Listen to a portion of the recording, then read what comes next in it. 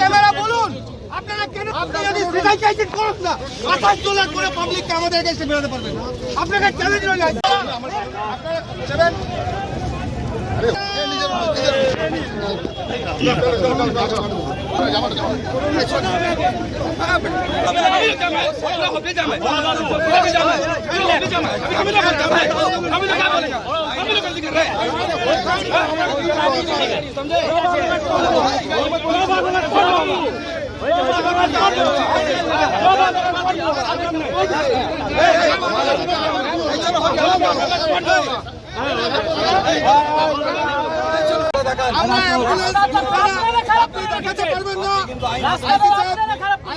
আপনি দেখাতে পারবেন না আইন হাতে নিয়ে আপনি আমাকে কি করবেন কেস দিয়ে দেবেন তো আপনি আমাকে একটা কেস দেবেন তো we are ready to pay আপনি আগে প্রশাসনকে ডাকুন আপনি প্রশাসনকে ডাকুন মেয়রকে ডাকুন আসানসোলে যেভাবে জাম আছে এটা কিভাবে শোনাবে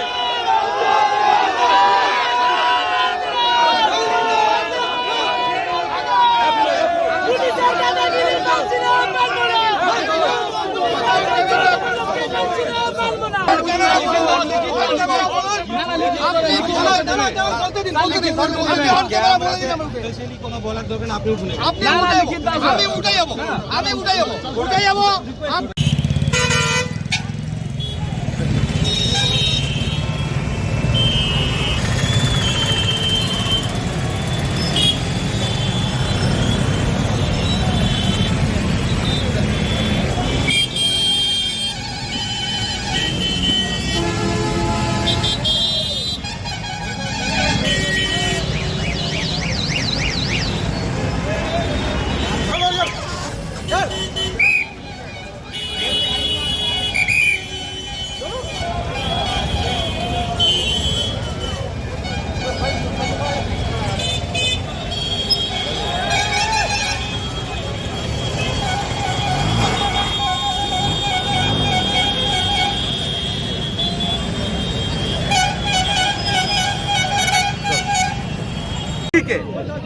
দুর্বিষহ পরিস্থিতি জাম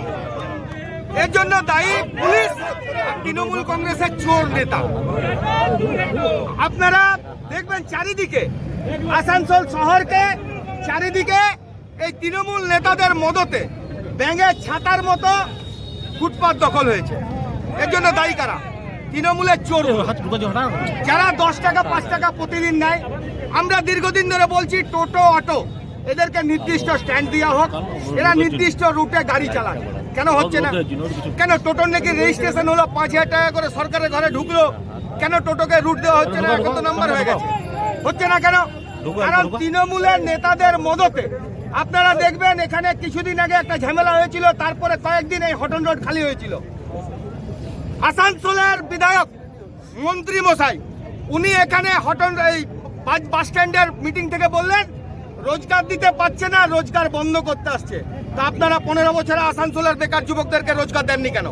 কেন আসানসোলের বেকার যুবকদেরকে টোটো অটো চালিয়ে খেতে হবে কেন তারা কোনো কারখানায় চাকরি পাবে না কেন তারা বিভিন্ন ইন্ডাস্ট্রিতে পাবে না সুযোগ কারণ আপনারা কিছু করেননি আপনারা বেকার যুবকদেরকে টোটো অটো নিয়ে দিশা দেখাচ্ছেন এরই বিরুদ্ধে আমাদের আওয়াজ আজকে হসপিটাল যেতে গেলে অ্যাম্বুলেন্স আটকে যাচ্ছে মাধ্যমিক পরীক্ষা শেষ হলো উচ্চ মাধ্যমিক চলছে তাই আমরা মাইক বাঁধিনি আর আজকে দেখেছি উচ্চ মাধ্যমিকের কোনো পরীক্ষা নেই তাই আমরা রাস্তায় আজকে বসেছি আজকে পরীক্ষা নেই প্রশাসনের ঘুম ভাঙাতে এই পুলিশ এই তৃণমূলের চোর যারা ডেলি টাকা তোলে তাদেরকে নিয়ে মিটিংয়ে বসছে যে চোরগুলো, সেই চোরগুলোকে নিয়ে মিটিংয়ে বসে বলছেন জ্যাম ছাড়াবো। এভাবে হয়? একটা নির্দিষ্ট পরিকল্পনা নেই। পুলিশ তো এখানে পা চাটা কুত্তার মতো ভূমিকা তৃণমূল নেতাদের পা চাটছে। আপনার নাম? আমার নাম প্রসেনজিৎ ভুইতর।